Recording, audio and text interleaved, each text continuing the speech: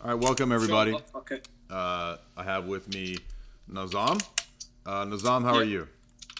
I'm fine, thanks. Thanks for having me on, Jay. Thank you for the invitation. Yeah, my pleasure. I'm glad Lewis introduced us, and I know that you have a few. He sent me some of your videos today, and I didn't get a chance yet to look at them. But anyway, Oh no, that's okay.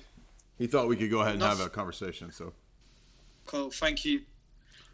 well, tell us about Yeah. yourself. Tell us about yourself and what you do, and are you connected with Speakers Corner and all that?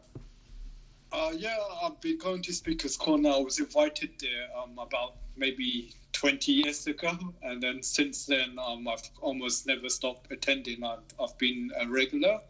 So most people like many people who know me as going to Speakers Corner.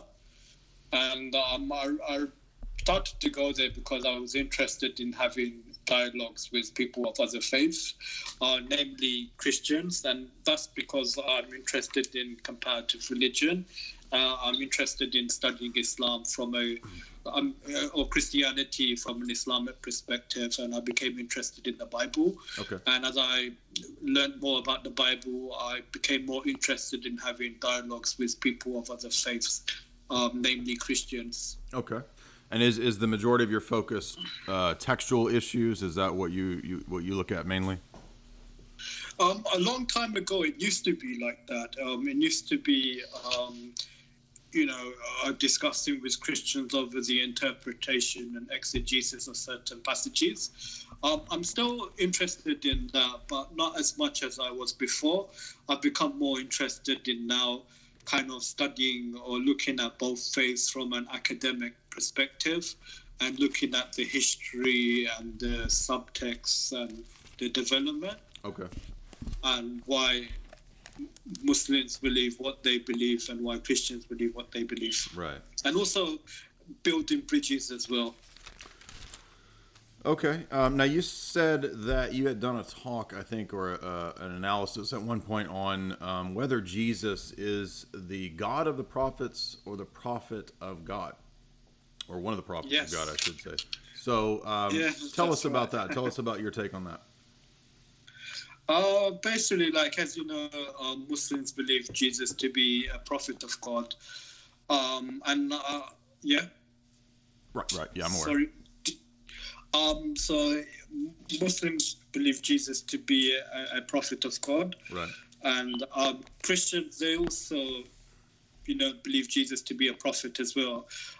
Fulfillment of Old Testament prophecies such as Deuteronomy 18:18, which speaks about God Yeah. raising up a prophet and sending a prophet like Moses, Right. and New Testament at least sees Jesus as being fulfilled as the fulfillment of that prophecy. So both Muslims and Christians believe that Jesus is a prophet of God. But Christians, in addition to believing Jesus is a prophet of God, they also believe he's God. And so, by extension, that would mean he's also God of the prophets as well. Right. So, the dialogue that I had was really discussing whether Jesus was only a prophet of God, or in addition to being a prophet, he was also God of the prophets. So we Right. looked. So the perspective that I approached from it was, Jesus started out as a prophet of God, but then later on, due to historical circumstances and also possibly political reasons, Jesus eventually became to be known as God of the prophets. Let me ask you about that one. So, in your view, what do you think the historical circumstances and political reasons were that Jesus, in your mind, was seen as divine? One has to do with like new teachers, new interpreters of the faith coming onto the scene, people who did not necessarily met Jesus, but may have had some interaction or contact with the disciples of Jesus, those who knew Jesus and knew what Jesus taught and did, but they themselves did not necessarily met Jesus whilst on the earth. So this would have been people like Saint Paul, and I believe that because of the preaching, the doctrines of people like Saint Paul, becoming more eminent and more prominent over the teachings of the original disciples, those teachings would be eventually incorporated into the canonical gospels that we have today. And so one has to do with for historical reasons, another would have to do with textual reasons, in that you would find later on some of the scribes or the copyists incorporating some of Paul's teachings into the text as though this was something said already. And the second reason would be also that the gospel writers themselves, as they would inherit the traditions that came before them, they too would also incorporate some of Paul's teachings as well, as though this was something that was already said prior. On what basis do you, would that be arguments made by higher critics in the textual tradition, the documentary hypothesis, or on what basis do you think that is the case? I try to look at it from a holistic perspective. So I try to look at it at a framework. In that I don't just go to skeptics or non-believing scholars, but I also try to understand the faith and tradition from within the tradition as well. So also from people who are professing Christians or people who also believe in Jesus, such as yourself. Sorry. No, that's fine. I mean, I understand. You're not trying to just make an argument on the basis of higher critics, but you made some pretty specific claims about when you believe that the idea of Jesus as divine was sort of creeping into the scriptures. And so I took you to be saying that this is something in the first century, right? So you don't see this as a later development by Constantine. You see it as something that happened immediately after the time of Christ? It seems like it, yeah. And it seems like you didn't need a long period of time for that development to take place. Jews themselves, many of them, especially living in the Hellenistic world, themselves had already taken Moses, for example, as some sort of divine angelic figure as existing alongside with God. And so given the background of some of the Jewish Christians who became Christians, it would not have been difficult for them to also to take Jesus as some kind of divine angelic figure existing alongside with God. Okay. So you have the wisdom literature, for example, right. In which what Jews can say of Sophia or wisdom, Christians can now also say the same thing about Jesus. Okay. So, and you would say what, that those are misuses of the text themselves, or that the texts are corrupted? I would say it depends. So if you're speaking about the wisdom literature, then I would say that these were misuses of the text. So the text may have been understood in a allegorical sense. So when wisdom, for example, speaks in Proverbs chapter 8, speaks in the first person and is personified and says that, God, you created me, and I was the first act or the beginning of your creation. So this may have been understood in a metaphorical sense, but then later on, Jewish interpreters may have understood it more literally and applied that to possibly Moses, such as Philo of Alexandria. But then later on, what some Jews said about Moses at the time would also use the same type of language for Jesus instead of Moses. Okay, so now when we were talking on the Skype chat before, in terms of corruption of text, then this would be like the New Testament. Like, I do believe that there were certain passages that were added later by some scribes in order to bring out Paul's teachings, to make them more explicit or more clear in the text.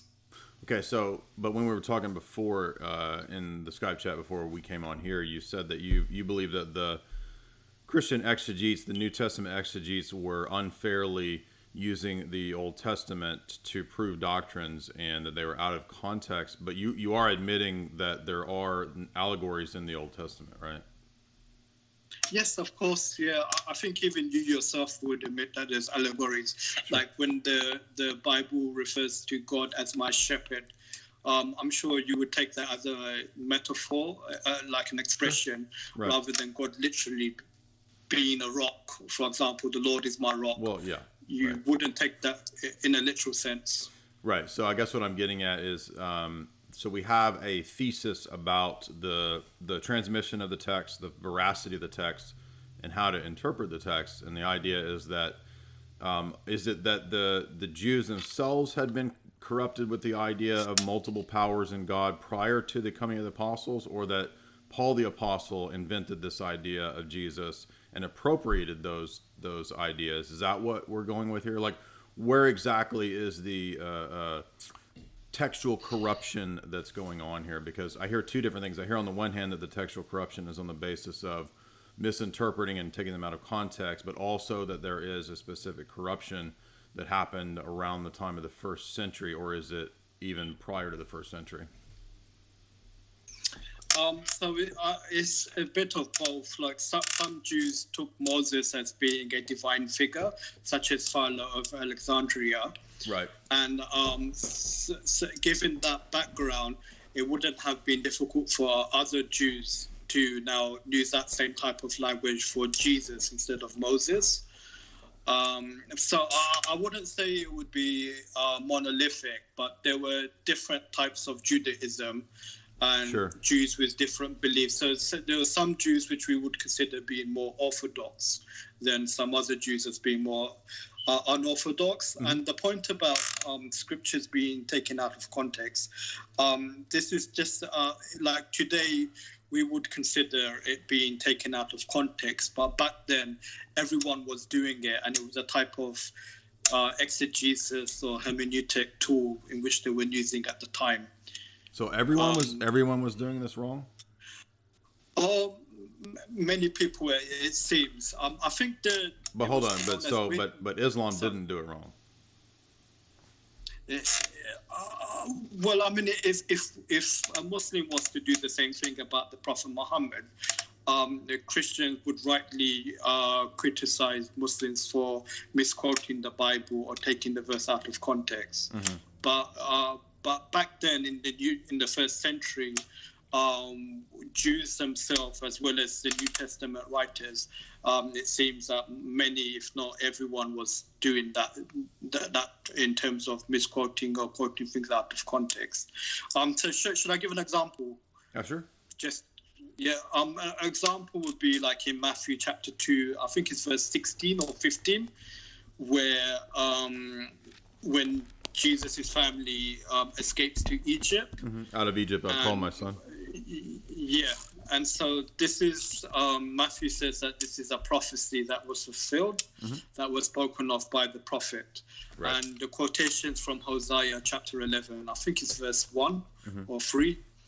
But when you read the passage in its context, it's not actually a prophecy, but it's actually describing in hindsight God's relationship with Israel. It's saying like how God loved Israel as a son and called Israel out of Egypt, but the more God called Israel, the more Israel apostated and turned away. Yeah. So, but that would be an example. For example, Hosea chapter 11. Yeah. So the problem that I would have at this point would be, the question I would ask is, do you not think in your own tradition that there are texts in the Old Testament that predict Jesus as a coming prophet and in some sense a Messiah? Maybe, I understand that you don't believe he's divine, but was there some messianic role that those many Old Testament messianic prophecies referred to him? I mean, there are like Muslims, like they interpret certain passages from the Old Testament, right? And some of them they interpret them in referring to Jesus. So some of the Psalms, for example, speak about someone being rescued from death or not escaping death. Mm-hmm. And someone who prays to God, and God hears his prayer and rescues him from dying. So some Muslims may interpret those as being messianic, mm-hmm. or being fulfilled by Jesus, in that Jesus never died, but instead was rescued by God at the last moment. But the most popular one that I find that Muslims use is the one from Deuteronomy.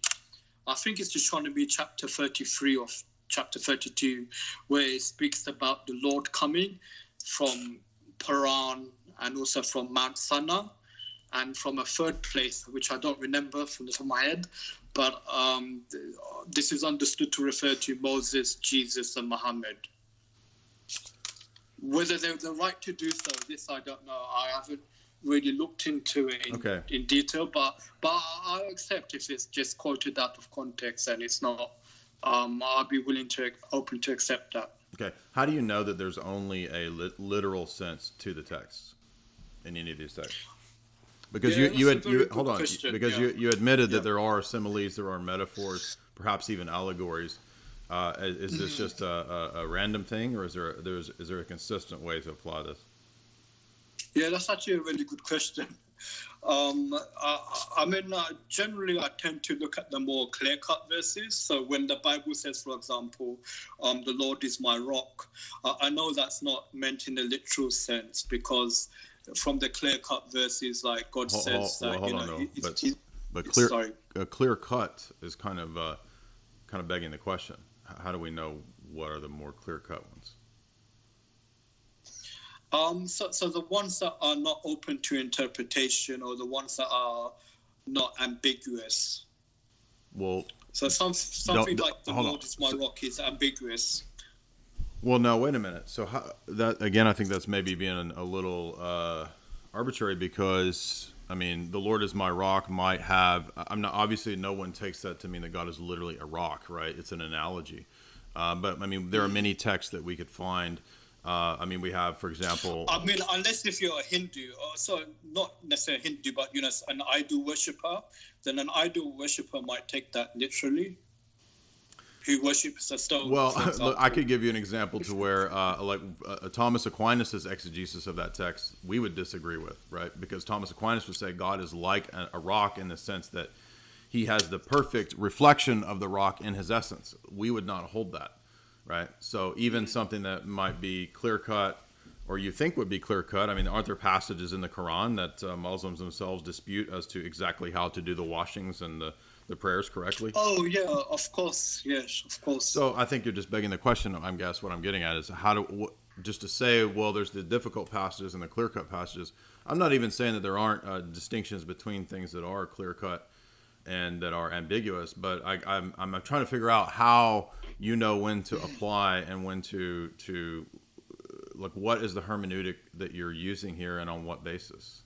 Because this is going to determine a lot, right? I mean, so you're basically excluding a mystical or a typological sense to the text, but then you're admitting it in certain cases where it's okay, but it basically seems to not be allowed if it were to ever challenge your own theological presuppositions.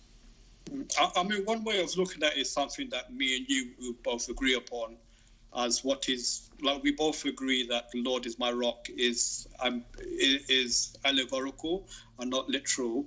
So something that would be universally agreed upon, we could say is clear, and something that is contested is the allegorical. Well, I mean, you might think something like have no idols is clear cut, but a lot of people they take that to the extent that you can't even write God's name, right? That would be idolatry to write God's name. Oh, I see. Yeah. So but even there would at the very least be a minimum agreement among people. Although the finer details, there will be debate over. I mean, do you think that the agreement and that popular consensus is what determines truth and exegesis?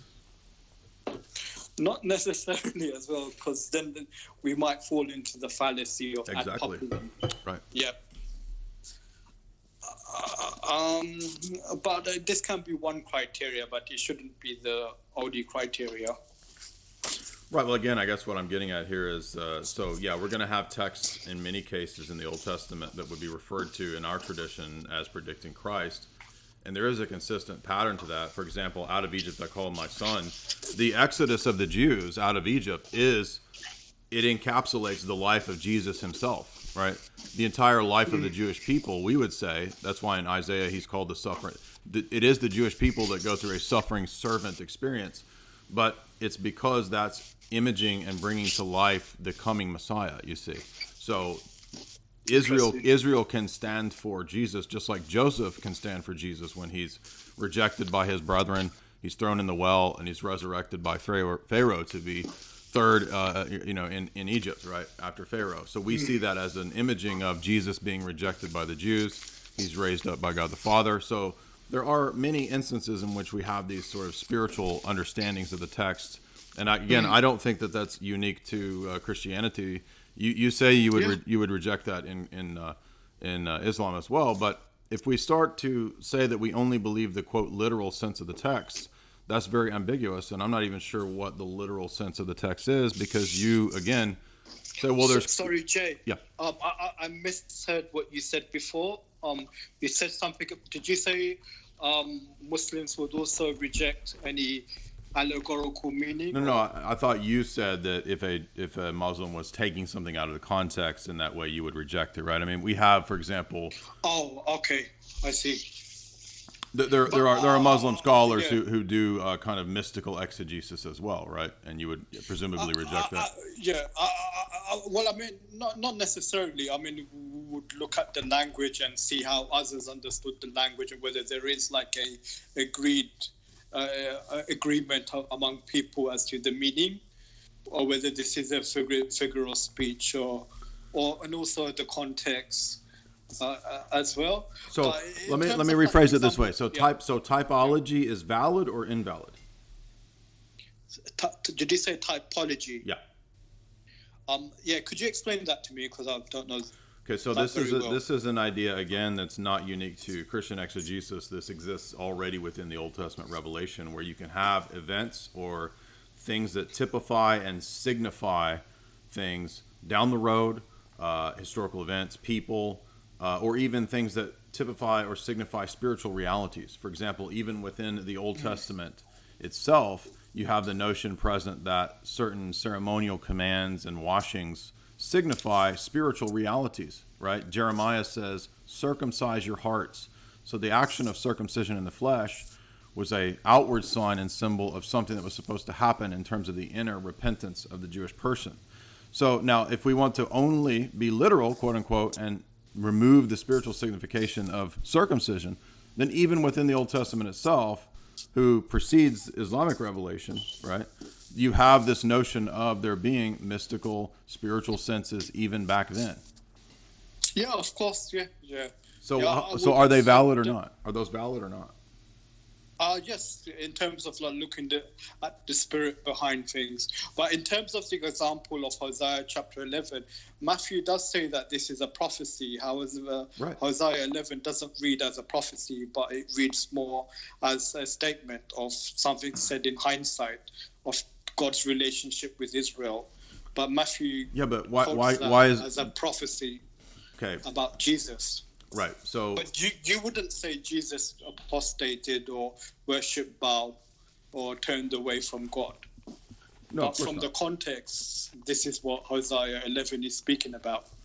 Right, but with regards to Israel. Okay, what I'm trying to get at though is that even the Jews themselves, when they would exegete these texts back then, there would be texts that in the immediate context don't make sense in terms of the historical fulfillment, but they only make sense in a spiritual fulfillment. Okay, so for example, when Daniel says that he tabulated when the captivity would be, he says it's on the basis of reading Jeremiah. So he knew dates on the basis of what he had read in Jeremiah, and he saw that there was a cyclical pattern to the captivity that would happen that he predicts under the Maccabees, going back to the captivity that happened under the Babylonians, right? So when the Babylonians...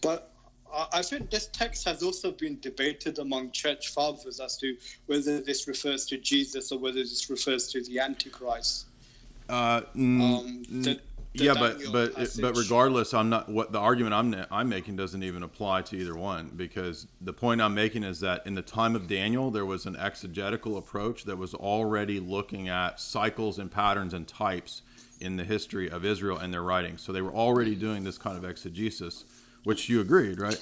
So what I'm saying is that if Daniel was a prophet, if Jeremiah was a prophet, and they utilized this hermeneutic, then on what basis do you look back and say that no longer is that hermeneutic valid? So how would you then protect yourself from like misquoting the Bible?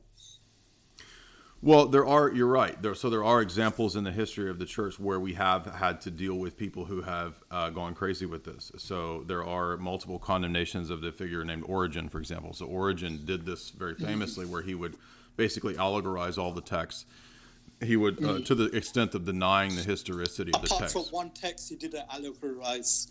The text about, like, if your right hand causes you to sin, or your eye no, going beyond. No, sin, right. No, this is going beyond just a simile or a metaphor. This is basically saying something like, when the Jews came into the Promised Land and attacked the Canaanites, that wasn't just a type or a figure of us repenting of our inner Canaanites, our sins that we have, or of Christianity spreading throughout the world. Origen would say this is also spiritual to the extent that it never happened. There was no actual battle where God told the Israelites to cleanse the Promised Land. So I would disagree with that. I would say that is a. So basically, you have in the Christian tradition the eventual development, actually based on the Jewish approach, of the four senses of Scripture. So you have the literal sense, and then you have a moral sense, and then you have what's called anagogical sense, which encapsulates the whole of a person's life, and then you have the allegorical sense, right? So you have moral, and so there's these different layers, but that doesn't mean that it's like every single text is read that way. Sure. By the way, Jay, some of your conversation is breaking up for me. Oh, I'm sorry. Can you hear me? Yeah, I can hear you now. Mm-hmm. But I wasn't able to catch everything that you said. But when I listen to the recording, hopefully I'll hear it again. But yeah. I get the sense or the gist of what you're saying. And in principle, I agree with you. It's just we would debate over which text is right, typology, and which text is a misquote. So let me give you so let's give an example of of Passover. Okay, so in the Jewish tradition, in their history, Passover has a huge relevance, a huge importance. Right, Exodus 12 has this very lengthy section about what all you're supposed to do, how you're supposed to constantly remember this, how important it is. And then we have, in many cases in the Gospel of John, I know that you wouldn't accept it, but we have the explicit explanation of Jesus as the fulfillment of the Passover. In the Orthodox Church, during Easter, we call it Pascha, right? It's Passover. So it's the fulfillment. It's the fulfillment of the whole ceremony and ritual of the Jewish Passover that we continue in our yearly liturgical cycle. So we are representing those mysteries in our view. Now, that's one example of typology and of Christ fulfilling these ceremonies. And if you read something like the book of Hebrews in the New Testament, you actually find that a lot in John's Gospel, the typology theme. I think it's all throughout all the synoptic Gospels, but I see. But probably more explicit in John than the other Paul engages in typology and also often. In Book of Revelations as well. Right, but the Book of Revelation is basically in continuity with the text of the Old Testament prophets that are themselves apocalyptic. So if you look at Ezekiel, if you look at Zechariah, if you look at Daniel, they're all the same type of imagery and symbolism. So it is prophetic literature. You're correct, but I'm just making the point that I think in most, for example, Peter calls Jesus the Ark of the New Testament, right? So the church, we view it as the Ark, like Noah's Ark, right? So the people who entered into the Ark were saved from the flood, just like when the angel goes through Egypt and destroys the firstborn of Pharaoh, right? So that's how Jesus saves us, right? Through Passover, our Passover being the Eucharist. So what I'm saying is that there's all of these many. It's not like, here's a really wild one that I found over here in this text in Exodus. Do you have the reference to the First Peter or Second Peter? First Peter 2 is where he describes baptism as off the top of my head. I think that's right. Okay. Did you say Second Peter? Second Peter does mention the time of Noah and the flood as well. But let me look and make sure. Off the top of my head, I think it's First Peter 2. Cool. No, you've given me something to read about in my own time. So, thank you. To be more clear though than either of these examples, are you familiar with the book of Hebrews in the New Testament? A little bit, yeah.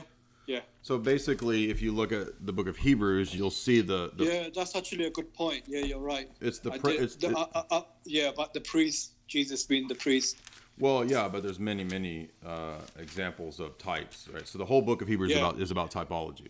So true. That's a good point. Yeah, Hebrews chapter 11, for example, giving the examples of Abraham and David being models of faith.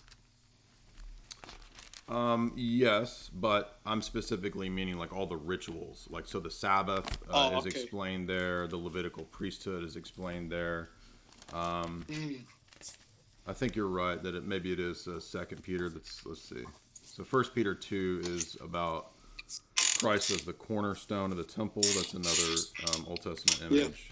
So true. let's see. Yeah, it's quoted in the book of Acts as well, with Yeah. regards to him being the cornerstone. Yeah. So I mean, if we think about Hebrews, we have the Jesus in our view being explicitly mentioned there to be the Son of God from all eternity, not a creation. We have the mention of the Sabbath being fulfilled in the Christ figure when he comes. He actually brings the full on Sabbath, so we don't have to continue to do the Jewish Sabbaths. And by the way, many of those Jewish Sabbaths were actually intimately tied to the land, like the Jubilees. Like you can't. We can't celebrate those outside of Israel. I mean, unless you're a Jew, perhaps in some way. But many of those laws are land laws, like they apply to the actual land, right? Does that you follow Yeah, me? Right? in the Old Testament. Correct. Yeah. So what we understand those to be is preparatory things that prepared for the coming of the Messiah, and then when Jesus opened up the covenant to the Gentiles, it's not that all of those laws are completely pointless, it's that they're kept and fulfilled in a different way. So for example, the laws about unclean foods, the spiritual principles behind those for us, they still apply. It's just that we don't keep them in the way of like avoiding, oysters or something. We keep them in the sense of avoiding unclean moral things. So for us, the moral sense is what spiritual sense is what's continued on, just like we say baptism is the fulfillment of circumcision. Would you say many of the debates that Jesus had with the Pharisees and the rabbis were debates about the typology of the law? Many cases. For example, he says that destroy this temple and in 3 days I will raise it again. And he says that he's speaking of the temple of his body. For example, he says that as Jonah was in the heart of the whale for 3 days and 3 nights, so the Son of Man will be in the heart of the earth for 3 days and 3 nights. And he interprets the life of Jonah as a type of himself. And at the end of Luke, the end of the Gospel of Luke, Jesus says the same thing. It says that he opens the eyes of the apostles to all of the places throughout the Old Testament that predicted and spoke of him. Well, and also with regards to like the 10 Commandments as well, like when he says, you have heard it said, do not commit adultery, but I say to you, do not lust at a woman, or do not become angry with your brother, much less commit murder. So it seems like, to me, Jesus is looking at the spirit behind the law. Absolutely. And even with regards to the Sabbath as well, like man wasn't made for the Sabbath, but the Sabbath was made for man. Correct. Therefore, man is Lord of the Sabbath. Right, but it's also important to mention that when Jesus is exegeting the law in Matthew 5, he's not actually saying anything different than what was already said in the law. So, for example, he says to not hate your brother in your heart. It's actually in Leviticus. Leviticus actually says you cannot hate your brother in your heart. In Leviticus 19, 16 to 18. Proverbs 24, 33, 34, Proverbs 20, verse 12. They all say that you're not allowed to hate your brother from your heart. You're supposed to. You can have recourse to the law if you have to, but you don't have the right to hate people in your heart, even in the Old Testament. Yeah. And a lot of people misunderstand that. So we believe that Jesus is correcting the Pharisaic misuse of the law. Interesting. I mean, from the context, from what I understand, what Jesus is saying is that your righteousness has to surpass the righteousness of the Pharisees and the scribes. Right. So he interprets the law in the way in which you obey the law, but you keep it in a more stricter or more righteous sense than the Pharisees and the scribes were. So like he says, when you fast, do not fast like the hypocrites fast. So he's not saying if you fast, but when you fast. Correct. Right, because the tendency of the Pharisees was to do things externally. So they would practice all the minutiae, all the washings, and this kind of stuff. And like Jeremiah said, actually, ironically, if you read the Gospel of, or you could call it the Gospel of Jeremiah. If you read the book of Jeremiah, you will notice many places where the whole text mirrors the life of Christ. So, for example, there's a whole discourse where Jeremiah talks about the sheep, and he discourses on God's sheep and God's sheepfold. Okay, I didn't know that. There's places where Jeremiah is persecuted, and just like Joseph, he's thrown into a well, right? He's put into the stocks and persecuted, and he laments in the same way that Christ undergoes persecution and lamentation. There's many places where we see the life of many of the prophets, and especially Jeremiah and especially Isaiah, because Isaiah is murdered as well. That mirror like pretty closely the life of Christ. So. That's why we would say, as Peter says in his epistle, that it's the Spirit of Christ that was actually speaking through the Old Testament prophets. So we actually think that Jesus is the second person of the Godhead, and so therefore, because he's fully divine, he can, and he was at Mount Sinai. It's Moses that talked to Jesus. It's Jesus who inspired Jeremiah.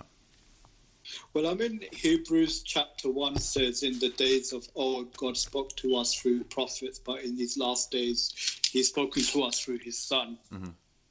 So that would be, like, in the sense that it was God speaking through the prophets in the Old Testament, but now, in these last days, he's now speaking to us through Christ. Well, yeah, but it's not either or, because it's the Spirit of Christ who is speaking through the prophets, right? So because Christ is divine, he can speak through the prophets, right? So this is why James says that Jesus was out at Mount Sinai giving the law. It does seem like it's either or in the book of Hebrews and also in the Synoptic Gospels, like in the parable of the vineyard owner. Mm-hmm. Where Jesus gives a metaphor where the vineyard owner sends his servants to collect his rent. Right. And then last of all, he sends his son. Right.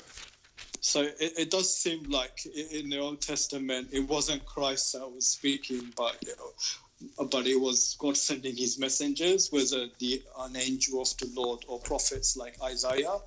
But then in New Testament times, you have now, last of all, Jesus being sent. Well, at least from the interpretation of Hebrews and Matthew, Mark, and Luke. Well, Hebrews, if you read the chapter of Hebrews 1, it is actually showing that Christ possesses the same divinity as the Father, because he's called the icon of the Father there. So the whole chapter 1 of Hebrews is written to Jews who want to go, Jewish converts who want to go back to Judaism. And so the whole chapter there is trying to stress the superiority of Christianity and Christ's deity to Judaism. So that's actually the whole point of that chapter.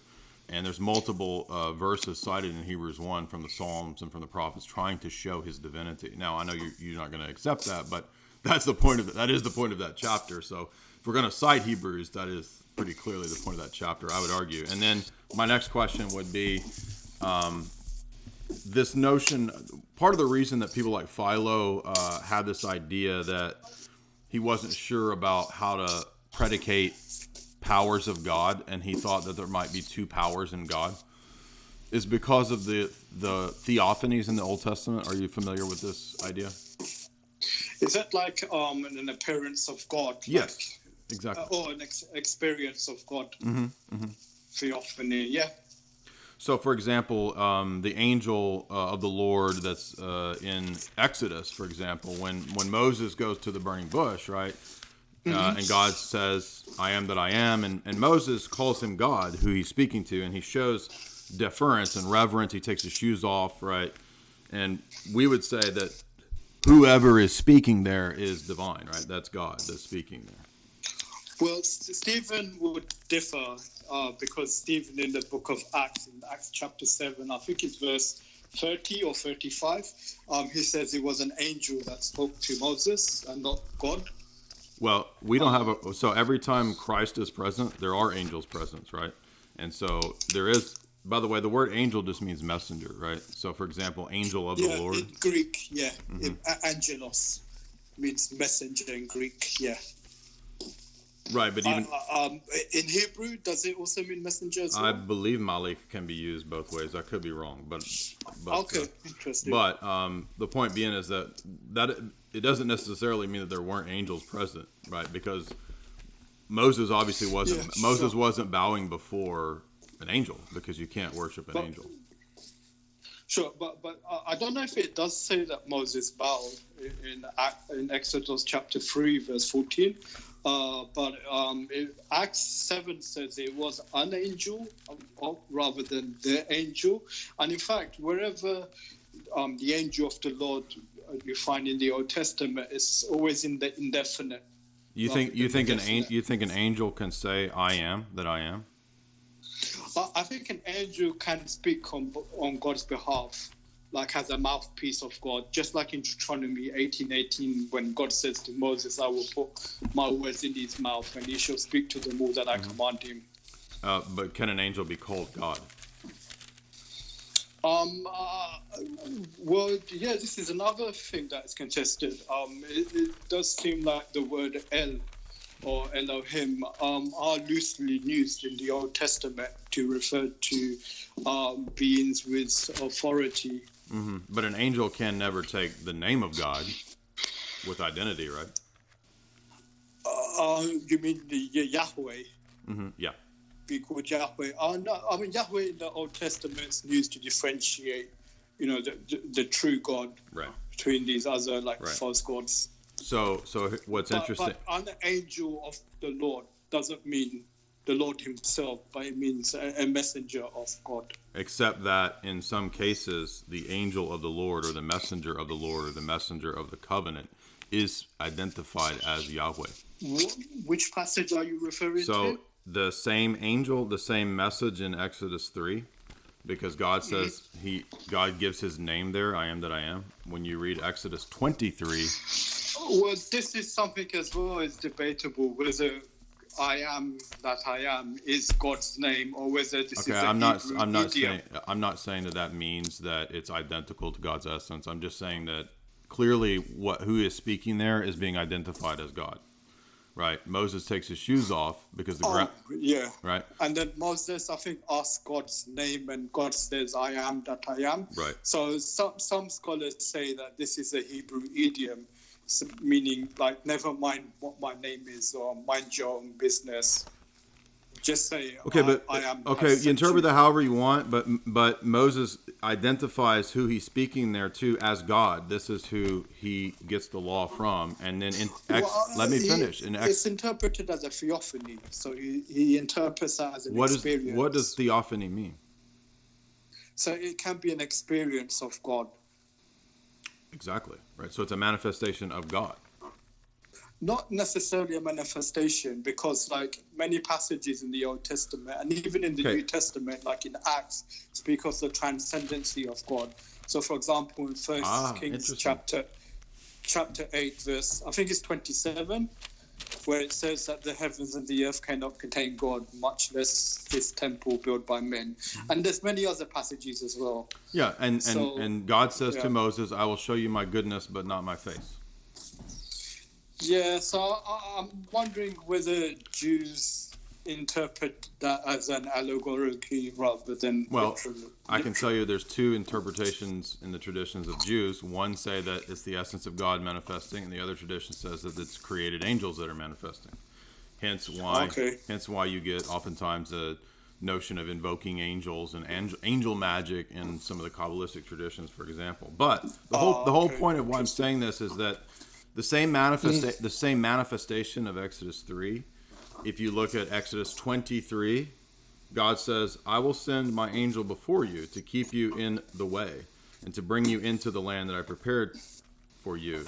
Listen to him and obey his voice and do not provoke him, for he will not pardon your transgression. For I will place my name in him, and indeed if you will obey his voice. By the way, you're breaking up, Jay. Having trouble hearing you. But I did catch the part about when God says, I will send my angel. And I will put I will put my name in him. And every time in the Old Testament, it says that God's name cannot be applied to creatures because that would be idolatry. This angel is Okay. clearly being recognized as having a divine status. Now, that's not the only instance. There are multiple So instances. There where are do countless you get? instances of these So theophanies that are appearing and are being given divine worship in the Old Testament. The angel of the Lord appears to Jacob and wrestles, and Jacob says, "I wrestled with God." yeah, so that's interpreted in Hosea chapter 12 as Jacob wrestling with an angel, and not The word literally God angel, himself. the word angel can be a messenger, right? Yeah, But so yeah. that's begging the question. So the word angel So, itself does not tell you, because we say Jesus is the messenger of the covenant. We think Jesus is the angel of the Lord. He's the messenger of the covenant that the minor yeah, prophets later describe. Muslims also believe Jesus is a messenger sent by God. This angel is So consistently given divine name and divine worship. where do you get the reference from about God's name cannot be given to a created being? Is that in the Bible? Yeah, David says it many times in the Psalms, right? You can't ascribe God's divinity, right? Now I know you're going to say, well, Exodus 3:14 is not about divinity. Well, we can look at the many other instances where people clearly worship these theophanies and call the theophanies God, right? Well, I mean, if you look at, for example, First Chronicles chapter 29, verse 27, and also in First Kings chapter 1, verse, I think it's 27 as well, verse 30, where David is worshipped along with God by the assembly. David is not called So, God. David, the angel of the Lord, is identified many times in Judges, in Joshua, as God. David is never called God. He's not given the name of God. isn't he worshipped with God, like in Chronicles? No, First Chronicles chapter 21? When Joseph bowed before Pharaoh, that's an act of reverence for authority. That's not worshiping a creature. That's why we acknowledge icons. For example, we don't worship icons as if wood and stone, had this power. Does the Orthodox Church, does it respect the Septuagint translation of the Hebrew Bible? Sure. So does the Septuagint ever uses the word latrio for religious worship for this angel? Dulia and latria are Latin words. Oh, okay. But I thought they were also Greek. They may be. It might be a Greek. Well, I don't. Off the top of my head, I don't know the word Greek term. latrio is actually used in the Greek New Testament in, I think it's Matthew chapter 4, where it says it is written that you should worship and serve God only. Mm-hmm. You know, when the devil tries to tempt Jesus, and then Jesus in response says, it is written that you should only worship God and serve him only. So the word latrio is used there for serve, and this word latrio is used for religious worship. So this is right. So this is just like the word El can signify different types of deity, right? The word reverence. Let's say I use the word reverence, right? So originally, you're right. It is a Greek word, and this moves into the Latin, and it's the Roman Catholic Church that eventually makes this sort of clear distinction between dulia and latria in the theology. So latrio is only used in the New Testament for God, but it's never used for any created being. So it will be interesting to know if latrio is in the Old Testament used for this angel of the Lord.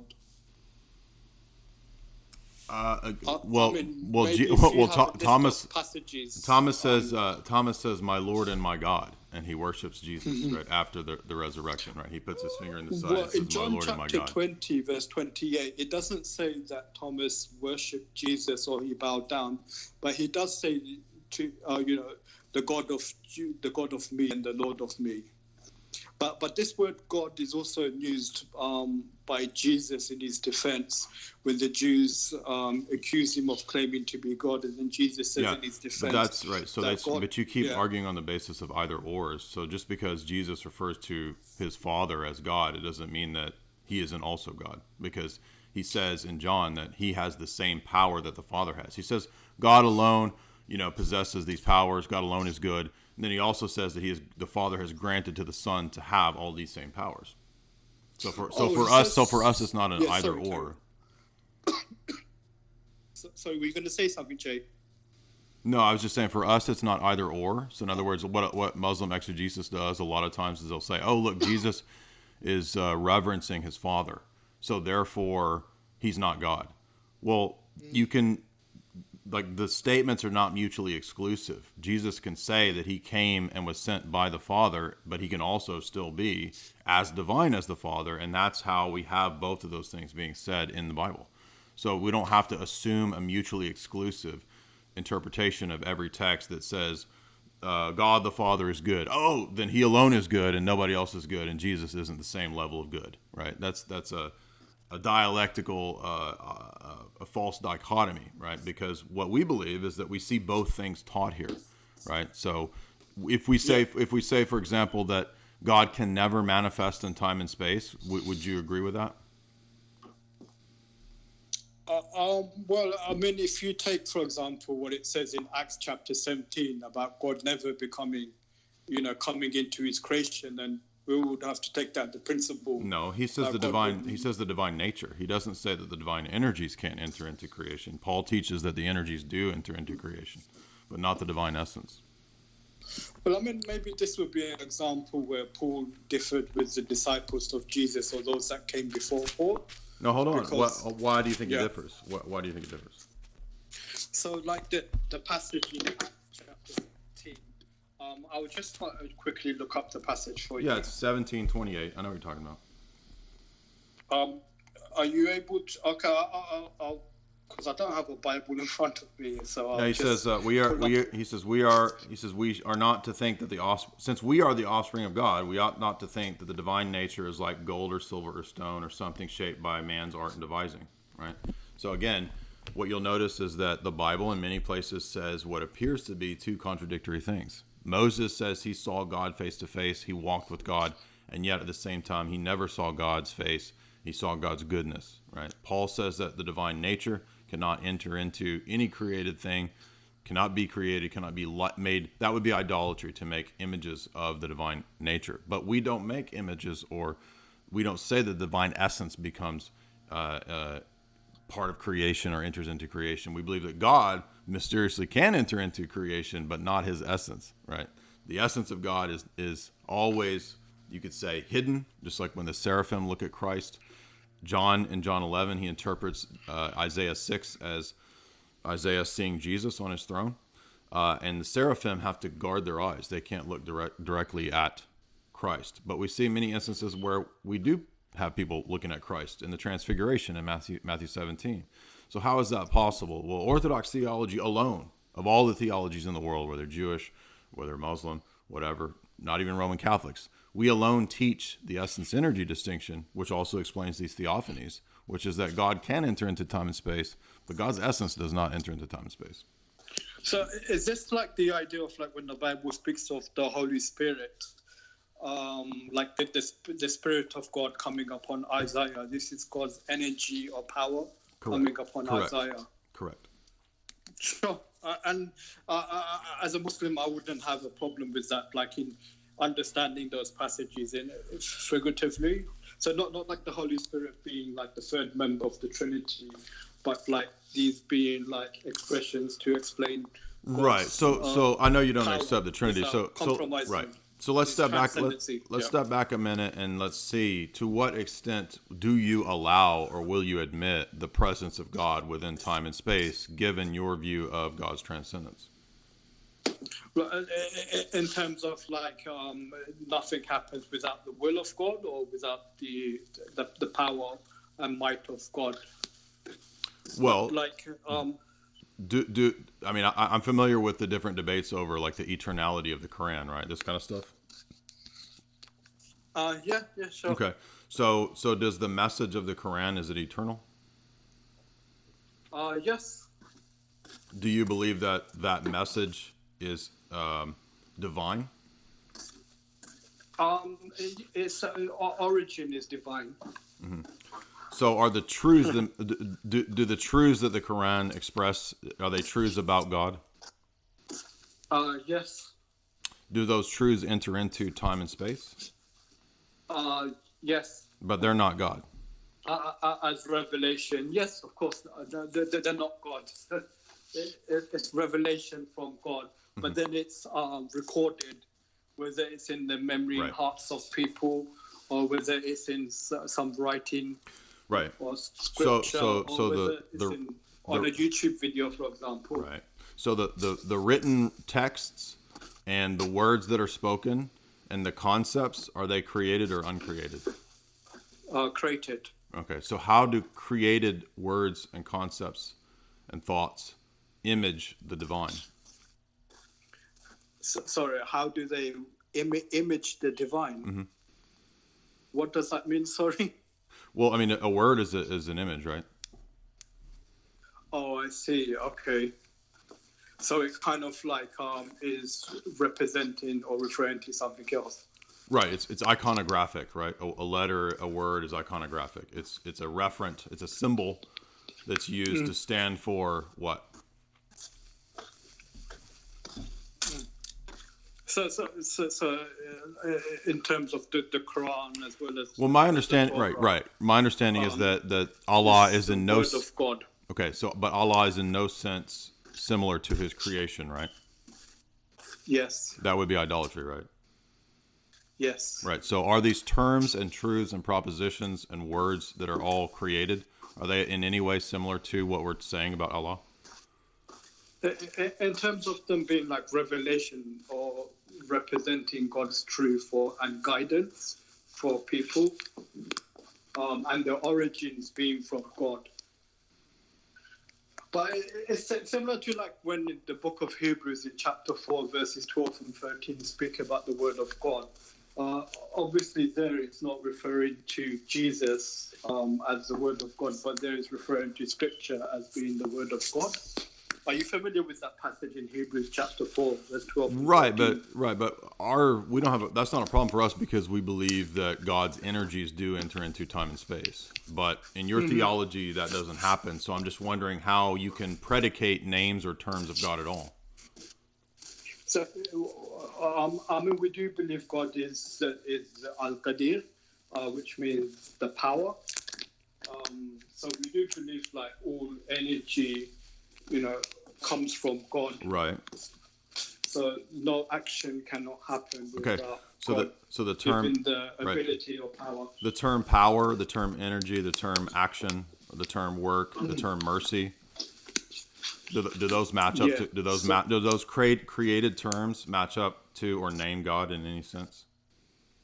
Sorry, could you say that again? Do those created terms like mercy or power, do they match up to God at all?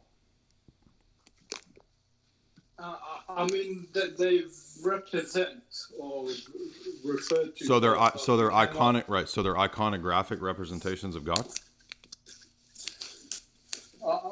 Representations of God's truth. Okay, is God's truth not the same as God? It's from God, but we wouldn't like worship the Quran, or we wouldn't worship God's truth, or we would worship the one who sent the truths. So Allah is so He is like created things. No.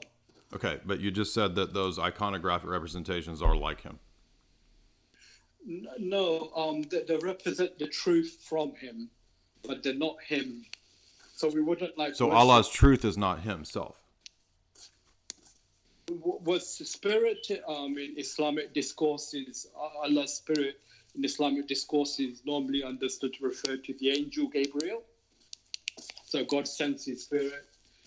That's normally understood in Muslim discourse to refer to the Archangel Gabriel. So we wouldn't say the Archangel Gabriel is divine or should be worshipped along with God. Okay, let me rephrase it this way: How do we speak? How do we speak about God if God is not like His creatures in any way? How do we speak truly? How are the propositions true? In abstract terms, in a way which is befitting God's majesty. Okay, but even if you say they're abstract, you're still using created terms and words and meanings to apply to a God that you say has no similarity to creatures. And those terms and meaning are given to us by God. So how do you And know that they match up no to one God? can best describe God Right. but God himself. So how do you know that they match up to God if God is completely dissimilar to created concepts and terms? Oh no, I don't say they match up to God, but I say that Well, how do they tell us about God is then? they represent the truth of God. Okay, so And but hold again, on. So here that's we go. abstract as So well. Sorry. right. Yeah. So they represent the truth of God, but the truth. So Allah. So there's a distinction in Allah between Allah and Allah's truth. Um, well, hmm. So the message is from God, but the message is not God, because message is given to us in creation. So the Right. language, the grammar, the syntax, the sound, all of that is creation. But the origin is from the divine, and it's How do you meant know? for our But guidance if they're and to connect with God. if they're totally dissimilar, how do you know that the origin is the divine, the God that you're talking about? Uh, because it identifies itself as being a How revelation how can it from. identify if it's dissimilar and there's no similarity between the uncreated and the created? But that assumes for it to be from God, it has to be similar. For the words to make sense, yeah. I mean, when you say Allah is merciful, how do you know what mercy is? What is mercy? I mean, one meaning of mercy is, something that's given freely without expecting something in return. That's all. That's all in the created realm, right? Well, even like when God reveals, like God is mercy, it's also using language is how it's understood or agreed by. Yeah, but those people languages are in created, authority. right? Language is created. Yeah, yeah. All acts that take place in the universe are all created. Right. So that's But kind of right. So we're begging the the question. So how do we? origins Yeah. are from God. But some things God wills and some things God doesn't will, but He allows. And that's to do with the nature of the world. But mind you, we are kind of like drifting off far from what we first started out from. Well, I think we're right at the heart of the issue. I mean, this is the heart of the matter between how do we speak of God, right? So we've been talking about Bible text, right? We've been talking about text and how the texts speak of God, and then we got into the issue of theophanies and energies, and I'm trying to understand. Now it's becoming quite philosophical. I know you would prefer to. Well, why don't we've been going for a good while now. Do you want to you're kind of breaking up. Do you want to take a few super chat questions? Are you okay with taking questions from the audience? I'm happy to take questions from the audience or super chat. Okay. Whatever you're comfortable with. All right. So But yeah, go ahead. by the way, thank you for your time. I appreciate it. Well, yeah, no, we can definitely have more conversations in the future. I enjoyed it. It's just that you're kind of breaking up a little bit. So. Okay, yeah, you too. But I just wanted to say I didn't feel like you were undermining me or you made me feel embarrassed or caught me out. I felt like you respected me and you were patient as well.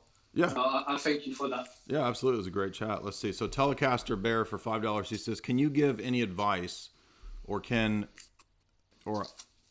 you give advice or ideas I can bring to my priest for strict challenging Orthodox fast while staying low carb or carnivore?" I would say look at the discussion that me and Tristan and Father Deacon Ananias did, because Father Deacon Ananias talks about how to relate this to the clergy if you have dietary issues.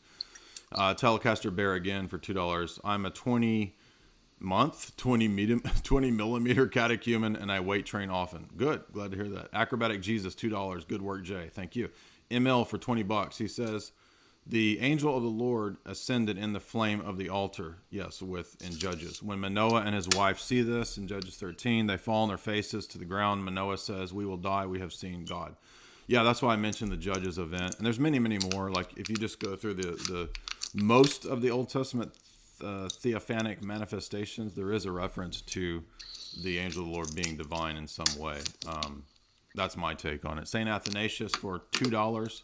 He says, "Jacob, I've seen God and lived." Yes. St. Athanasius again for $2. The Trinity is clear in Genesis all the way through to the Apocalypse? I believe so. Of course, our guest would disagree. If you want to throw in any comments, feel free here. You don't have to wait for me.